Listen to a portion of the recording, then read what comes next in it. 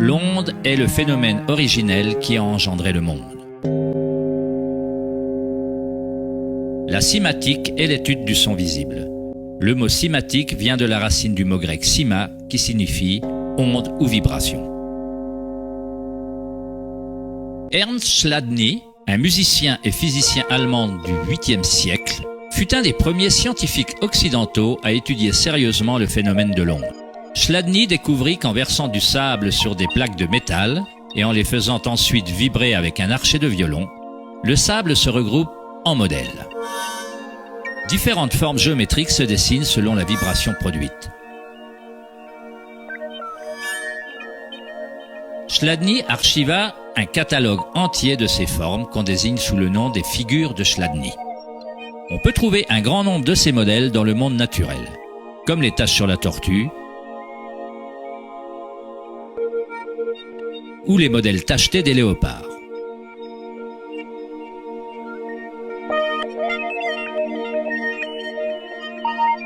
Dans les années 60, Hans Jenny a développé le travail de Chladni en utilisant des fluides variés et l'amplification électronique pour créer des fréquences sonores et les a surnommées cymatiques. Si on fait passer de simples ondes sinusoïdales à travers un plat rempli d'eau, on observe des modèles dans l'eau. Différents modèles d'ondulation apparaîtront selon la fréquence de l'onde. Plus la fréquence est élevée, plus le modèle est complexe. Ces formes peuvent être répétées, elles ne sont pas le fruit du hasard. Plus on observe, plus on commence à voir la façon dont les vibrations arrangent la matière en forme complexe à partir de simples ondes répétées. La vibration de l'eau ressemble au modèle d'un tournesol.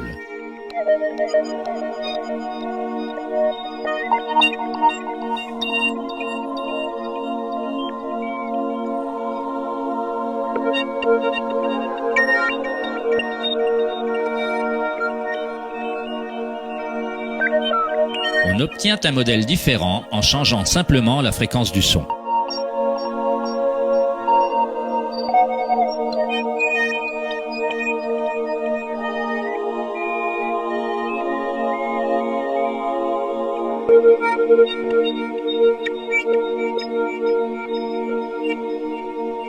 L'eau est une substance très mystérieuse. Elle est extrêmement sensible, c'est-à-dire qu'elle réceptionne et maintient la vibration. De par sa grande capacité de résonance, sa sensibilité et son aptitude à résonner, l'eau réagit instantanément à tout type d'onde. L'eau vibrante et la terre constituent la majorité de la masse des plantes et des animaux. On peut facilement observer la façon dont les vibrations dans l'eau créent des modèles naturels reconnaissables, mais en y ajoutant des solides et en augmentant l'amplitude, des choses encore plus intéressantes se produisent. En ajoutant de la fécule de maïs à l'eau, un phénomène plus complexe se produit.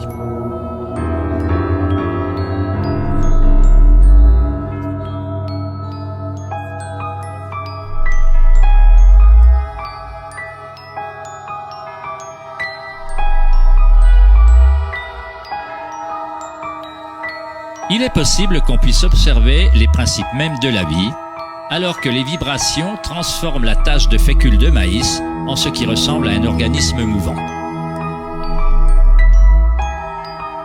Le principe d'animation de l'univers est décrit dans chaque grande religion, utilisant des mots qui reflètent la compréhension de cette période de l'histoire.